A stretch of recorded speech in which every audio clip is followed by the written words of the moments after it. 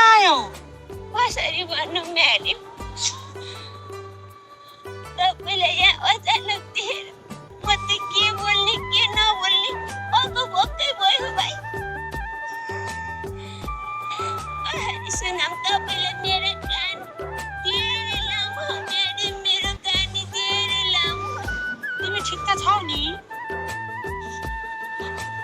तपाईँलाई देखेपछि अहिले ठिक छु जस्तै लाग्यो म्याडम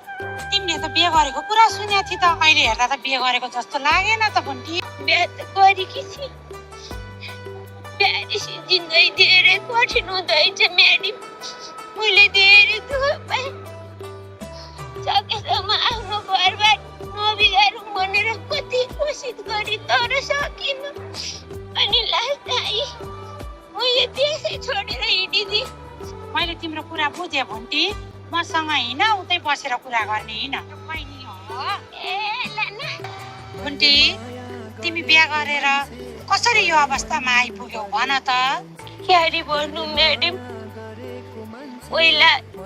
असल मान्छे पढे लेखे राम्रो केटा हो भनेर भन्नुभयो त्यसपछि बिहारी सुरु त राम्रै थियो म्याडम तर अलिअलि गर्दै सबै कुरा बिग्रिँदै गए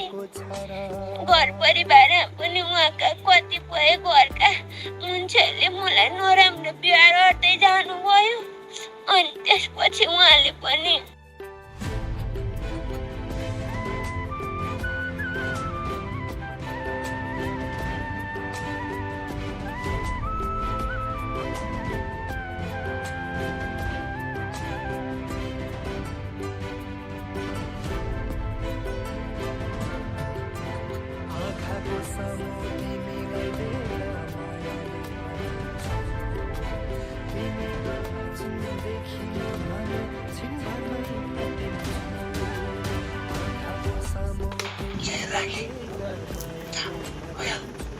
हजुर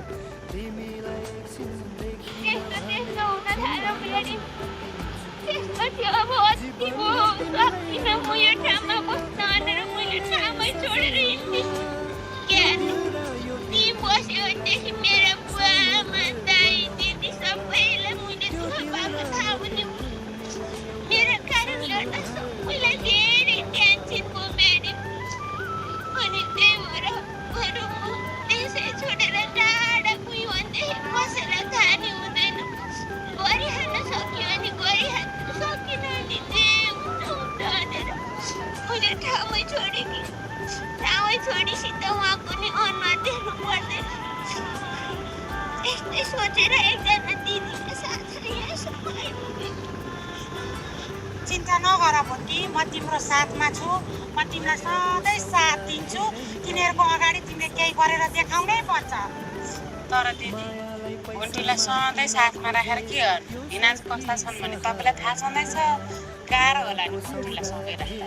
जतिसुकै गाह्रो परोस् म बन्टीलाई साथ दिन छोड्दिनँ तेरो बिनाजुले जेसुकै गरौँ जाउँ बन्टी तर म्याडम मैले गर्दाखेरि तपाईँलाई के अप्ठ्यारो पर्ने हो कि सरले तपाईँलाई केही नराम्रो भन्नुहुने हो कि म जहाँ जान्छु त्यही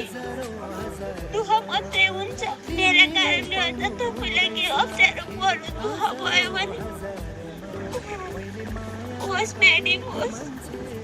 म बरु यतैतिर कतै केही काम पायो भने काम गर्छु पैसा सैसा कमाउँछु उता बाबाआमालाई पठाउँछु बरु मलाई काम खोजिदिनु है तपाईँसँगै चाहिँ नराख्नु फेरि मेरो कारणले गर्दा तपाईँका श्रीमानको झडा पऱ्यो भने के हार्नु मलाई तपाईँसँगै नराख्नु म्याडम तिमी चिन्ता नल्याऊ बन्टी जसले जे भने पनि म तिमीलाई साथ दिन्छु बन्टी जाउँ माथि कति ठुलो हो यो तपाईँको होइन नि बन्टी यो मेरो घर यो त म बसेको होटेल हो अब कतारी जाने यताबाट जाने